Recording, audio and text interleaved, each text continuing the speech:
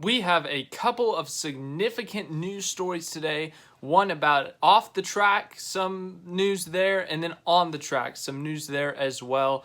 And that first one we will talk about is the off the track. Four-time champion, NASCAR Hall of Famer, arguably the greatest driver of all time. Co-owned the 48 of Jimmy Johnson, won a bunch of championships there as a co-owner. Currently still has an equity stake in Hendrick Motorsports, and also a Fox Sports analyst. Jeff Gordon is considering leaving his role at Fox Sports to have a bigger position at Hendrick Motorsports. It's being reported by Adam Stern. Jeff Gordon is weighing his future with Fox Sports after the season per sources, and he could leave the booth to take on a larger role with Hendrick Motorsports. Gordon is enjoying the three-man booth this year, but also finds the prospect of a big role with HMS as intriguing. So obviously we know that Gordon's been working with Hendrick Motorsports, drove there from 1992 to 2016, if you include the year that he subbed for Junior. And he's also, as I said at the beginning, he co-owned the 48 car of Jimmy Johnson. I don't know which car he co-owns now. I don't know if he owns Larson or Bowman, but either way, he co-owns, I think he still co-owns a car now. But anyways, that's not the point of this video. The point being that he is now considering he's familiar with Hendrick Motorsports. Obviously, he has a big role there, but he is looking for a bigger role. I don't know if he's talked to Rick Hendrick about it. I don't know if this could be the beginning of the process of maybe Jeff Gordon taking over Hendrick Motorsports. I don't want to get too excited in that regard, but that is definitely a possibility. People have speculated it. People expect it, to be honest. Jeff Gordon, with his relationship with Rick Hendrick, they are extremely close. Obviously, they've worked together for 30 years now almost, so they know each other really well. They got a close connection. Gordon knows the business. He knows not only the business of NASCAR, but he knows the business world. He knows how to work an operation. So it is very highly expected that when Rick Hendrick one day does step down from his role as owner at Hendrick Motorsports, that it will be Jeff Gordon taking over. So could this be the beginning of that process?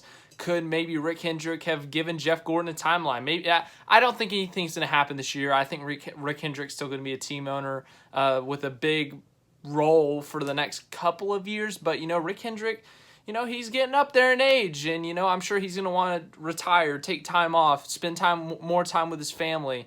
So, could that come sooner than we expect? Could, maybe Rick Hendrick have told Jeff Gordon, look, 3 years, that's what I want. In 3 years, I want to retire, so we're going to slowly get you closer to the top or something. Maybe he offered him something like that. So maybe it's that, or maybe this is the whole full-blown Jeff Gordon's taking over Hendrick Motorsports. But anyways, yes, this is also a major news story on the broadcast side of things.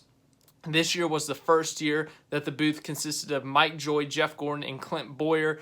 And, I thought it was a pretty fun booth. Clint Boyer, he's a personality. Him and Jeff Gordon seem to get together well considering their history. But then you obviously have Mike Joy, who's one of the greatest play-by-play analysts in NASCAR history. So, that it was a good, solid booth this year, I thought, at least. But this week is their last weekend of calling races for the 2021 season at the Texas All-Star Race. And, once again, I thought it was a pretty good season. But on that side of things, I think, Jeff Gordon, after he retired in 2015, he joined the Fox Sports booth in 2016. And at the beginning, it was a bit of a slow start, but I feel like that each year that goes on and he gets more experience in the booth, I felt like he became more confident. At the beginning, it was a little shaky. It wasn't his best, but as time went on, I felt like that he got better in the booth. He seemed more comfortable. He seemed like he enjoyed it more. The more experience he got, the more confidence he got. And I thought that this year, adding Boyer in the booth that really made Jeff Gordon at his best in the booth. Gordon was able to kind of joke around at times with Clint Boyer. They were able to kind of bounce off of each other in a good way to talk about what was happening, with a handling of a car or a certain incident that happened, or just looking at some of the lines that some of the drivers are taking. So I thought that they clicked off each other really well. But in Jeff Gordon things, I think this would be the right move.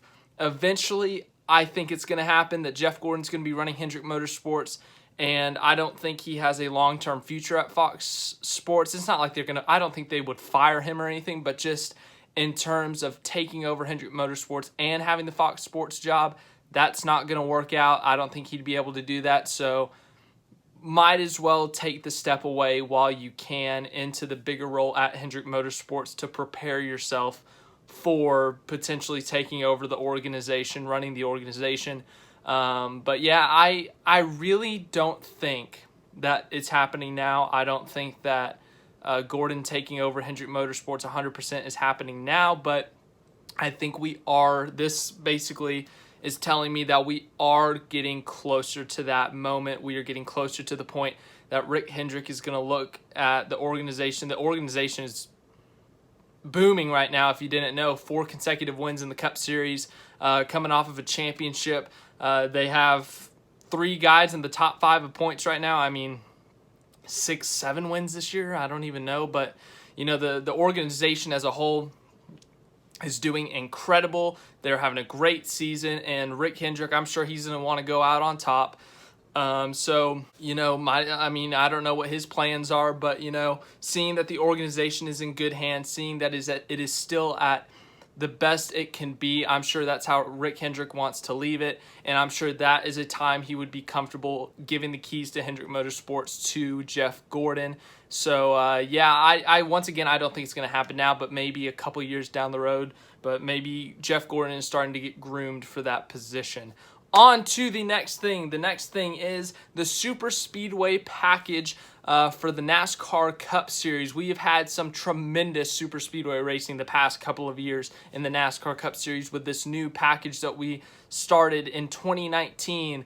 They added this tapered spacer. They made a bigger spoiler with wicker bills, and the racing has been tremendous. You've been able to get huge runs, 3 wide, 4 wide, huge crashes that are really spectacular looking, you know, dangerous but spectacular looking. The racing itself outside of that has been really good. We've seen record lead changes, record passes, record leaders, I don't know, whatever it may be, but we've seen some tremendous racing. We've seen tremendous photo finishes. 2019 Talladega Fall with Ryan Blaney. 2020 Spring with Ryan Blaney edging out Stenhouse.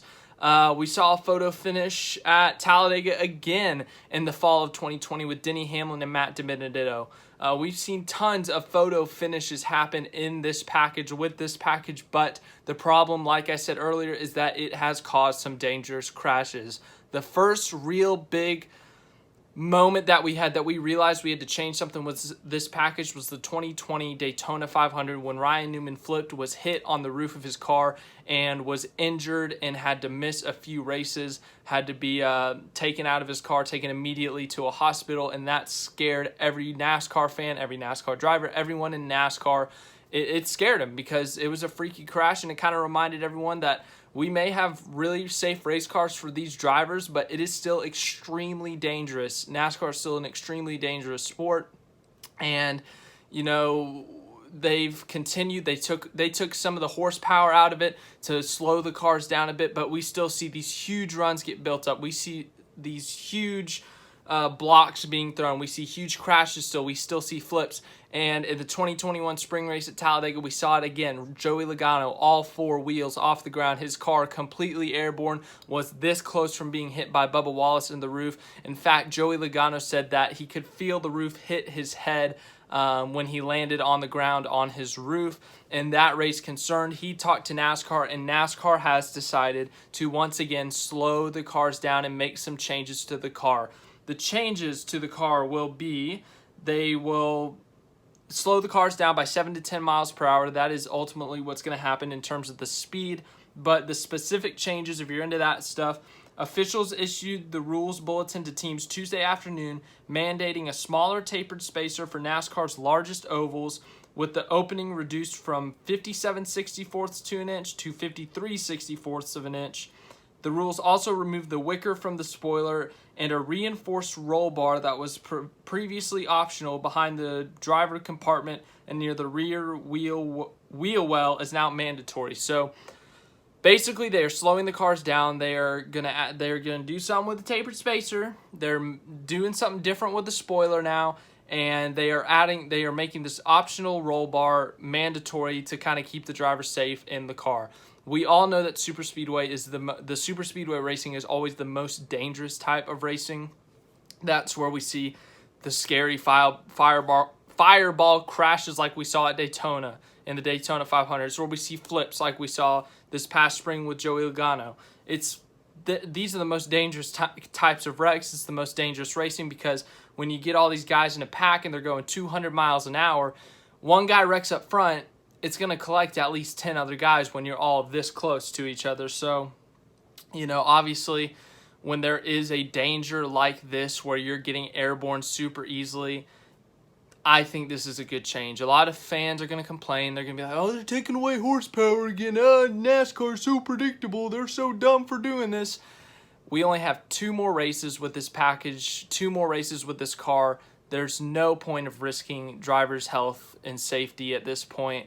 I think it's a good move because, as I said, there's only 2 races left with this Superspeedway packages. So if Talladega and Daytona end up being snooze fest this year, okay, it's going to suck that they're snooze fest, but we're never going to have to see that car or package again under the Superspeedway. So I think it's a good call. As fun as these Superspeedway races have been, as awesome and action-packed as they've been, yes, they are still extremely dangerous, and we've seen many more flips, in my opinion, since we've gotten this. We saw Brendan Gaughan in 2019 flip at Talladega. We saw Kyle Larson flip at Talladega in 2019. Joey Logano flip this spring. Ryan Newman at Daytona, we saw him flip. So it's because flipping is always a possibility at Daytona and Talladega, but I feel like that ever since we've gotten this package, it's been more common, and flipping is dangerous. And sure, when you're by yourself and you flip and you don't hit anything else, it's not bad, but when there is that possibility of another car hitting you in the air or landing on your roof hard like Joey Logano did, it is a safety concern. So anything to keep these cars on the ground, to keep the drivers safe. Superspeedway racing is always going to be super dangerous. There's going to be hard crashes. There's going to be fiery crashes. And yes, drivers are going to get airborne every once in a while, but if we can reduce the possibility of cars getting airborne, I think that's a good thing. And with the only 2 races left with this Superspeedway package on the Gen 6, there's no point of even trying to risk the driver's safety for a more entertaining race. So I think that's a good call by NASCAR. But yeah, once again, just to conclude this video, Jeff Gordon, he's potentially leaving Fox Sports. You're not going to hear him in the booth anymore, maybe. And he's going to take on a bigger role at Hendrick Motorsports. Could this be the beginning of Jeff Gordon taking over Hendrick Motorsports? I don't think he's going to change the name. Maybe he'll make it Gordon Hendrick Motorsports or something, but he's not going to completely get rid of Hendrick's name. Jeff Gordon, Rick Hendrick, they built each other, Gordon elevated Hendrick's program. Hendrick's the reason Gordon had a Cup career. So, yeah, I mean, what else can you say there? I think it's a good move for Gordon personally. He knows everyone at HMS. He knows the operation there. Everything about it just seems like a good move for him. He's enjoying his time in the booth at Fox Sports, which is really good for him. I mean, he's retired. He's a Cup champion. He doesn't have to do anything for anyone. So if he wasn't happy, I don't understand why he would stay there. But on that side of things, in terms of the Hendrick Motorsports thing, I think that is a good move for him. And then also on the Talladega Daytona Superspeedway package for the rest of this year, I think that's a good move as well. I know some of you are going to disagree with me. Some of you are going to say, oh man, it's been so fun, we can't ruin it, we blah. But I think it's the right move, just because NASCAR is dangerous. It's always going to be dangerous. Superspeedways are always going to be dangerous. But whatever we can do to reduce that danger, the risk, the possibility of someone getting hurt, I think it's a good move. But yeah, hope you enjoyed this video. I tried my best to keep you entertained and informed. So if I did, leave a like, subscribe, share, all that stuff. But I hope you guys have a great rest of your day. And I will see you later this week for another video live stream. And then this weekend, I will be at Texas Motor Speedway for the 3 races.